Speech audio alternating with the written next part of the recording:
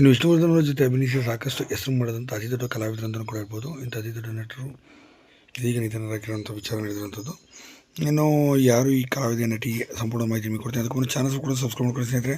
ಏನೋ ಬಯಲುದಾರಿ ಆಗಿರ್ಬೋದು, operation diamond rocket, Shankar ಗುರು ಮತ್ತು ಕಳ್ಳ ಕುಳ್ಳ, ಹೀಗೆ ಒಳ್ಳೊಳ್ಳೆ ಸಿನಿಮಾಗಳಲ್ಲಿ ಅಭಿನಯಿಸಿದಂಥ ಮತ್ತು ಸಿಂಗಾಪುರದಲ್ಲಿ ರಾಜ ಕುಳ್ಳ ಎಂಬ ಸಿನಿಮಾದಲ್ಲಿ ಅಭಿನಯಿಸಿದಂಥ ಅತಿ ದೊಡ್ಡ ನಟಿ ಪದ್ಮಪ್ರಿಯ ಅವರು ಇದೀಗ ವಿಧಿವಶರಾಗಿರುವಂಥವ್ರು.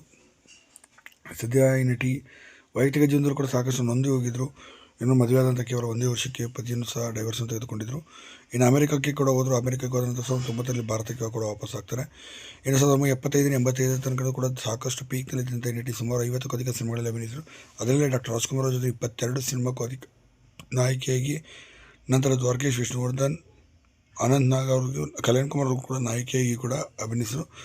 ಇನ್ನು ಗೃಹ ಪ್ರವೇಶ ಸಿನಿಮಾದಲ್ಲೂ ಕೂಡ ಪ್ರಮುಖವಾಗಿ ನಾಯಕಿಯಾಗಿ ಅಭಿನಯಿಸಿದ್ರು. ಕೊನೆಯ ಸಿನಿಮಾನೇ ಆಪರೇಷನ್ ಡೈಮಂಡ್ ರಾಕೆಟ್ ಮತ್ತು ಕಳ್ಳ ಕುಳ್ಳ ಸಿನಿಮಾನ ಆಗಿತ್ತು.